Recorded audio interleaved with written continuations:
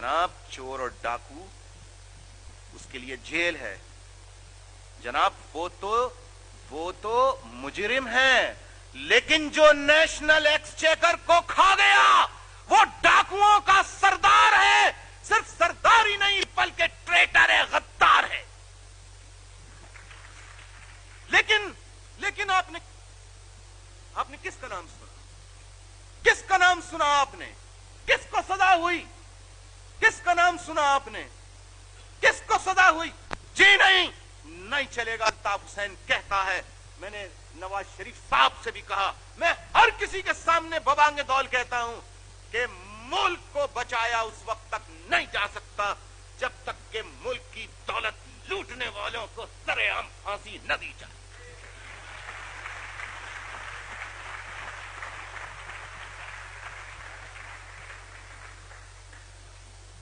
और एक बात याद रखिए, हम 50 साल का जायजा लें, कहते एम यानी हर चीज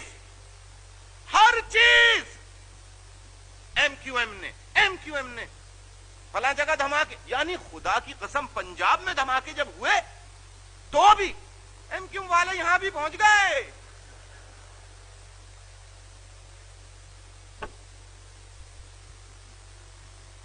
बहुत आदत पड़ गई। और वो खातून इस हाल में बैठी भी कोई खातून नहीं, वो खातून जिनका नाम बेनजीर जरदारी, जब उनसे कोई पूछे क्या हो रहा है मुल्क में, एमक्यूएम फला जगह पे ये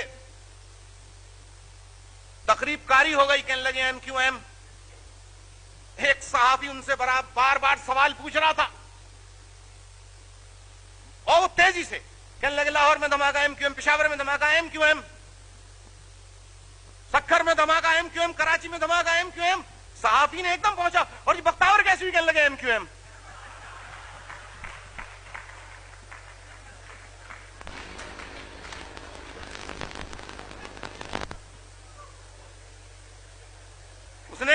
उसने कहा क्या कह रही हैं आप? जी नई बात समझ में आई?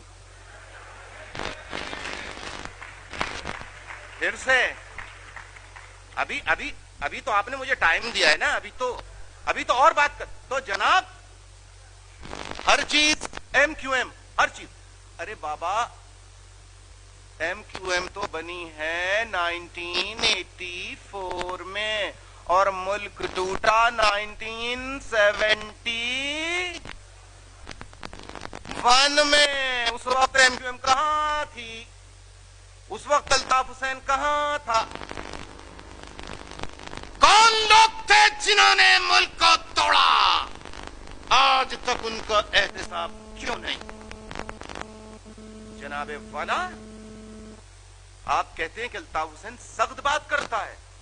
जनाब ये दहशतगर्द कहते हैं, मैं बर्दाश्त कर लेता हूं। ये और कुछ कहते हैं, मैं बर्दाश्त कर लेता हूं। लेकिन फौजी ऑपरेशन के शुरू होने के बाद आप ईमानदारी से सच बोलिए, आपने खुद अखबारात में पढ़ा जिनापुर के बारे में? पढ़ा या नहीं पढ़ा? हेडलाइन थी या नहीं थी? और नक्शा भी था जिनापुर का। और ये किसी आम आदमी ने नहीं दिया था, एक अहम इदारे के एक बड़े अफसर ने दिया, एक बड़े अफसर ने। जनाबे वाला ये छप गया, आप सच समझे। मैं बताइए इतनी बड़ी खबर कहां से लगवाऊं अखबार में? कहां से बताऊं ये झूठ है, ये फ्रॉड है? मैं कहां से बताऊं? बताइए मैं कहां से इतना बड़ा मीडिया लेकर आऊं? मजाक नहीं है, इन्होंने मेरी हुब्बुल वतनी एमक्यूएम की हुब्बुल वतनी पर इल्जाम लगाया। मेरे भाइयों जब ये चीजें खबरें शाये होंगी तो अल्ताफ हुसैन का जो एक 98% की हुक्मरानी, 2% फ्यूडल एलीट से फरागत, निजात, ये आम आदमी तक कैसे पहुंचेगी? आम आदमी मेरे पास कैसे आएगा? पंजाब के लोग क्यों? अगर पंजाब के लोग ये समझें कि अल्ताफ हुसैन, लोग से मुराद वो 2% वाले नहीं, 98% पंजाब के लोग अगर जब वो मेरा फलसफा, मेरी बातें, मेरे ख्यालात सुनेंगे तो वो किसकी तरफ जाएंगे? क्योंकि मैं ऐसे दिखाता हूं अपना दामन, ऐसे देख लो, देख लो, देख लो, एक पाई नहीं ली आज तक। जिस घर में जहां से शुरू की थी तहरीक, आज भी वहीं रहता हूं। ना इतने एमएनएस मेरी पार्टी के बन गए, मिनिस्टर बन गए, मैंने आज तक कोई वजारत और कोई एमएनए एमपीशिप नहीं ली। ना मुझे ये चाहिए थी, ना मुझे ये चाहिए, और ना मैं वजीर आजम या सदर बनना चाहता हूं। फिर क्या चाहता हूं? I want to change the prevalent medieval feudal system from Pakistan. And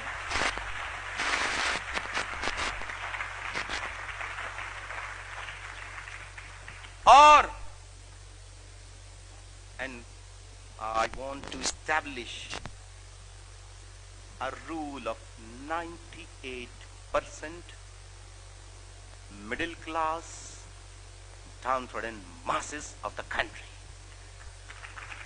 और ऐसा सिस्टम कि चोरी दुकान में करे तो उसको सजा, और अगर खजाने में चोरी करे तो सरेआम फांसी। तो ये बात मेरी कहां तक पहुंचेगी कि अल्ताफ हुसैन बहुत सख्त बात कहता है, जनाब अब आप बताइए, जो खबर तो छाप दी उन्होंने, आपका जहन कंफ्यूज हो गया, ठीक है ना? आपके जहन में बात आ गई कि भाई ये तो फौज ने निकाला है। मैंने कहा सुप्रीम कोर्ट के अंदर अगर जनापुर का इल्जाम साबित कर दो, और अगर ये डॉक्यूमेंट जो तुमने साफियों को पेश किए अगर साबित कर दो, तो कराची में नहीं, मीनारे पाकिस्तान के पास अल्ताफ हुसैन को फांसी देना, मैं खुद पेश करूंगा। कहां से करें? 2 रोज पहले गवर्नर ने कहा नहीं है कोई जनापुर की साजिशबाजी, गलत है, ये झूठा इल्जाम था। इससे पहले अब आप देखिए होता क्या है। इतनी बड़ी खबर आई, जब मैं चिल्लाया इस पे, चीखा के ये नहीं बर्दाश्त होगा, तो इसकी कंट्राडिक्शन आई। ISPR फौज का एक इदारा है, शोबा इंफॉर्मेशन डिपार्टमेंट, उसकी जानिब से कि ये खबर जो है जनापुर की, इसका कोई फौज को सबूत नक्शा वक्शा नहीं मिला।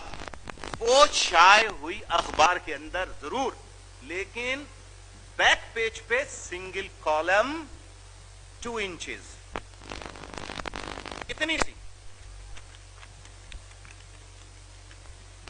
सी, और शाये जो हुई थी, मेरे पास तो अखबार ही नहीं है, इतनी बड़ी। अब बताइए कि इतनी सी खबर आप कैसे पढ़ेंगे? मुझसे कुछ लोग मुज़ाकरात करने आए अहम इदारे के, बातचीत करने के लिए, कहने लगे साहब अल्ताफ हुसैन साहब, वो जी देखे ना कुछ मामला होना चाहिए। मैंने कहा बिल्कुल होना चाहिए, बिल्कुल होना चाहिए। कहने लगे कुछ गलत फहमियों का इजाला होना चाहिए। मैंने कहा बिल्कुल होना चाहिए।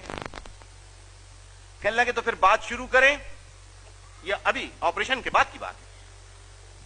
मैंने कहा, कहने लगे दोस्ती। मैंने कहा दोस्ती? मैंने कहा जनाब हम ना फौज के खिलाफ थे ना हैं, क्योंकि हम जानते हैं कि पूरी फौज जिसने 1971 में जिस फौज ने हथियार डाले, ना वो फौज, ना वो फौजी, ना मौजूदा फौज, ये ना गद्दार है, ये ना लूटने वाली है, बल्कि मैं जानता हूं कि ओनली फ्यू करप्ट टॉप, जिन्होंने पूरी फौज का इमेज खराब किया हुआ है। हमारा फौजी तो सरहद पे जान भी दे देता है। कितने जर्नैल मारे गए आज तक किसी एक फौज में? बोले 3 जंगें हो चुकी जी। तो जनाब मैंने कहा फौज के सिपाही वो कहेंगे इसके घर पे छापा मारो, वो छापा मारेंगे, बाउंड है, they are bound to obey the orders of their superior. Am I right?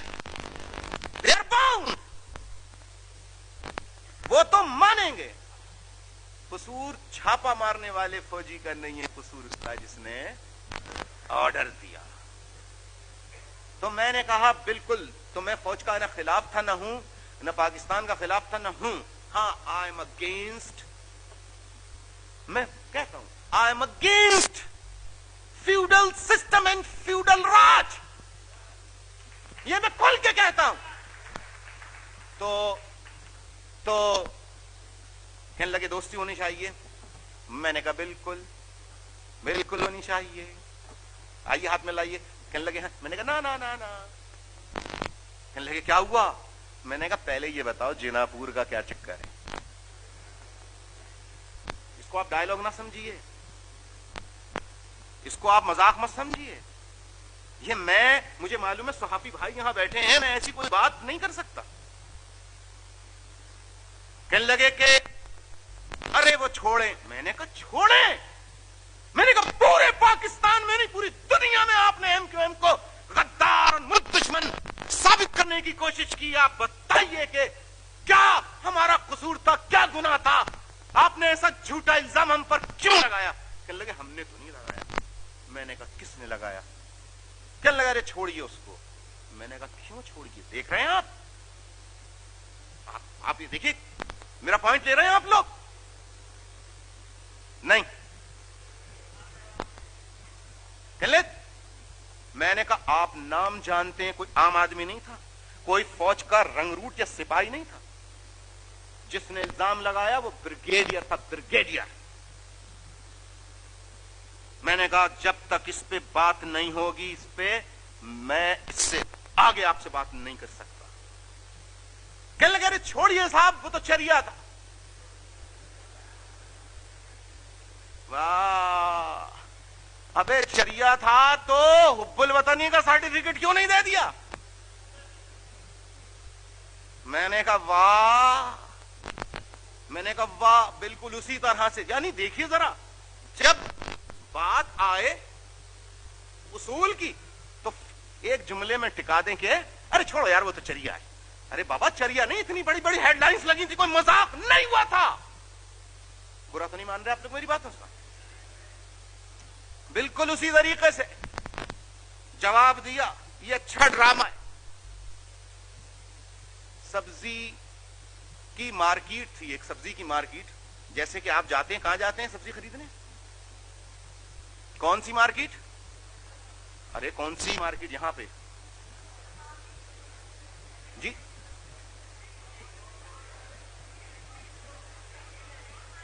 اچھا چلیے چھوڑیے، مان لیا کہ آپ جاتے ہی نہیں. اچھا بات سنیں. تو ایک مارکیٹ تھی، وہاں پر زمین جیسے یہاں پر قالین بچھا ہے، تو آپ نے اکثر دیکھا ہوگا کہ زمین پہ چیزیں رکھ کے بھی بیچتے ہیں. تو ایک جگہ مرچیں بک رہی تھیں، ہری مرچیں ہوتی ہیں، ہری مرچیں بڑی والی. ویسے بری تو چھوٹی بھی نہیں ہوتی. اپنے پہ ہے کہ کون بڑی کو برداشت کر سکتا ہے، کون چھوٹی کو برداشت کر سکتا ہے.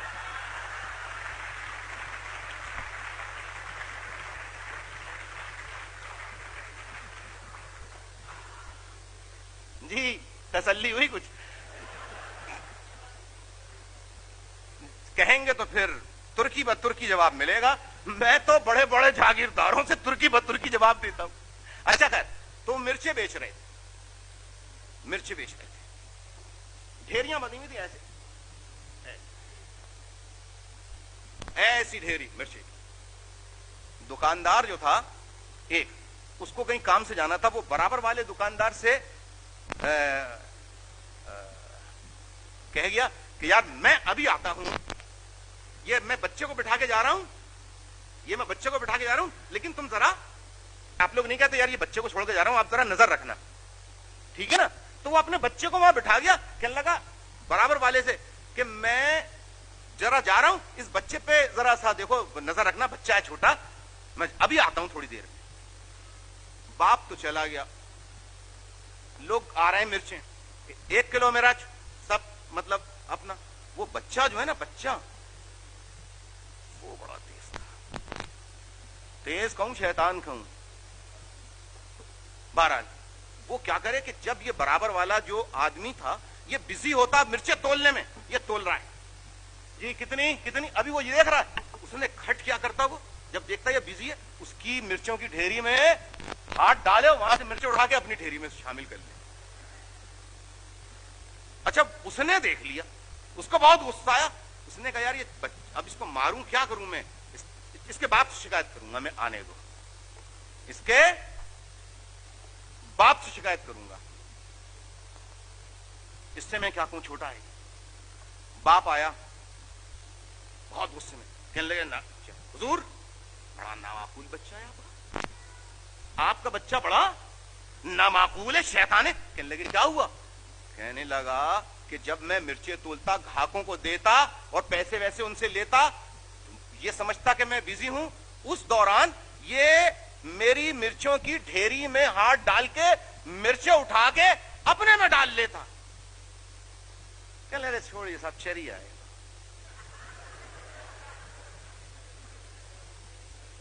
उसको बड़ा गुस्सा आया, बोला आप क्या बोल रहे हो, चरिया, अबे अगर चरिया है तो मेरे में से उठा के क्यों डाल रहा था, अपने में से उठा के मेरे में क्यों नहीं डाल रहा था।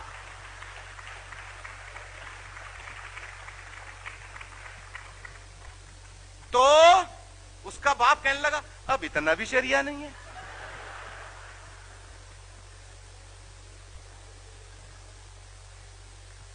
तो मैंने कहा भाई चरिया है तो मुहब्बे वतन का सर्टिफिकेट दे, क्यों नहीं दे दिया, तो वही जवाब था कि भाई इतना भी चरिया नहीं है।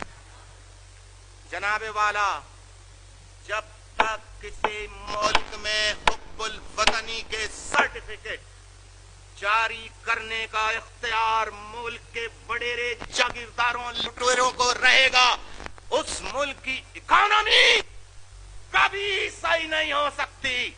और वो मुल्क, शर्म आनी चाहिए हमें, शर्म। कोरिया, कोरिया हमारे बाद आजाद हुआ, आज पूरी दुनिया के अंदर कोरिया जो है छाया हुआ है, इकोनॉमी उसकी आप देखिए।